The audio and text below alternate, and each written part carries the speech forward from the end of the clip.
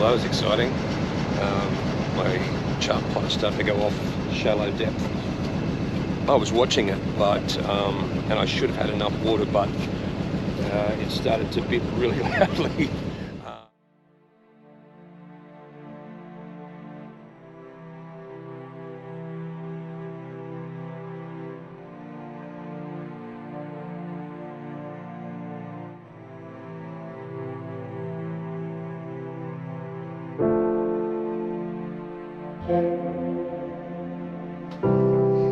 Hi, well, it's shaping up to be another beautiful morning here in Sydney, and I'm going to head out early and have a look around Darling Harbour whilst there's not too much boat traffic. Gonna have a bit of a sail after that. The westerly is still up, so have a bit of a sail, then head back to the mooring.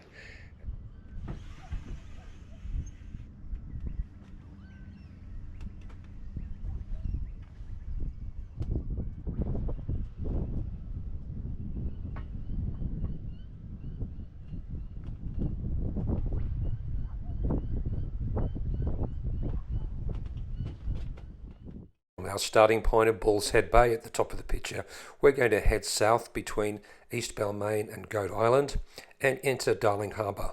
We'll then take a right-hand turn into White Bay and head southwest. We'll then head through the open Glebe Island Bridge and into Rozelle Bay.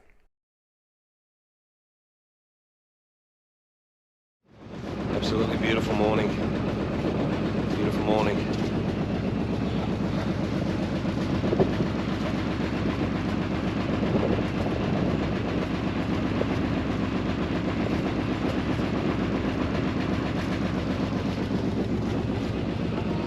Outstanding.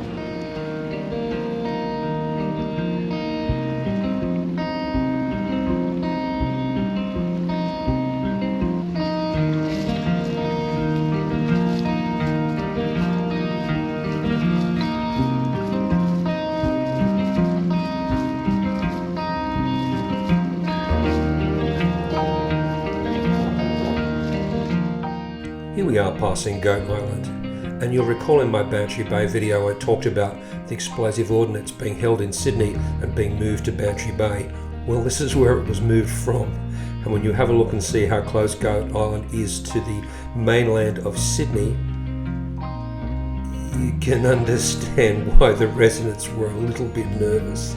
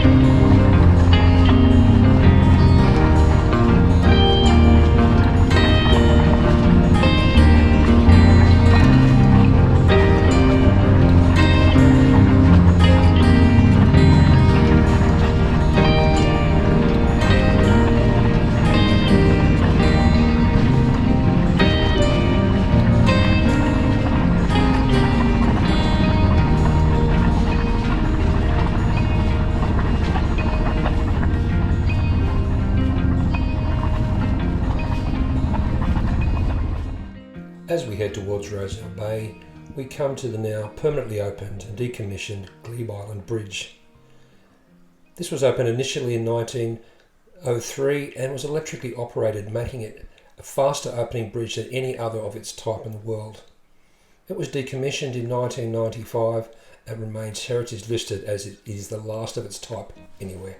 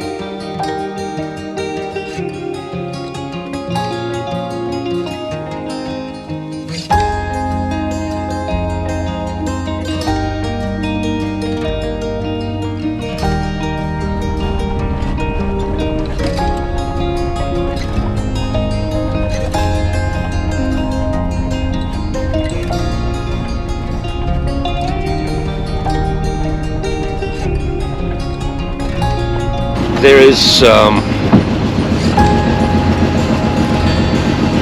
really shallow areas around here, so I just wanted to have myself a good chart plotter.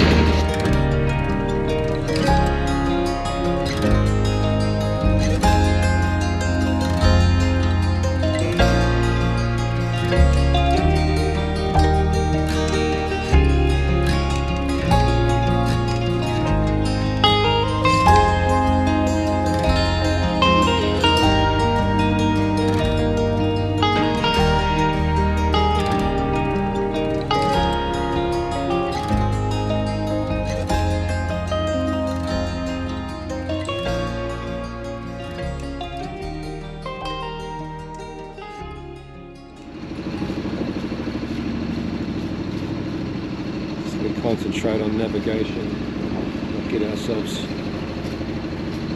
stuck on a reef. The Sydney Heritage Fleet currently takes up this spot here in Rozelle Bay. If you're interested in keeping our maritime heritage afloat, think about donating or even volunteering.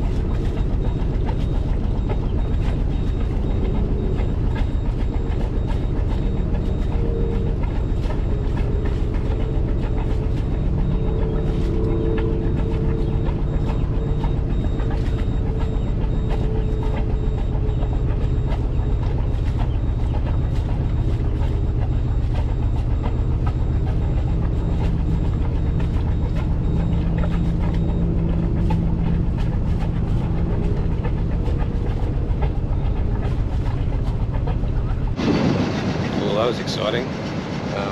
My chart plotter started to go off shallow depth. I was watching it, but and I should have had enough water, but it started to bit really loudly, and it was getting shallow. I turned the boat as soon as I could. I should have, by the chart, had enough water underneath me, but clearly I adjusted deep by probably, according to chart, by about 5 centimeters. Had 1.5 under the boat, which is not enough. Anyway, we're back out, we're back into flight. I'm much happier, but whew. I think, yeah, we are, well, we could have flown it off, but still, how embarrassing and damaging. Anyway, almost, but not quite.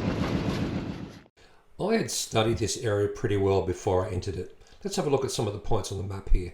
The actual location of the North Cardinal mark, the location of the boat when my sensors started to go off, and the mouth of Johnston's Creek, which will become very important when we overlay the waterways map.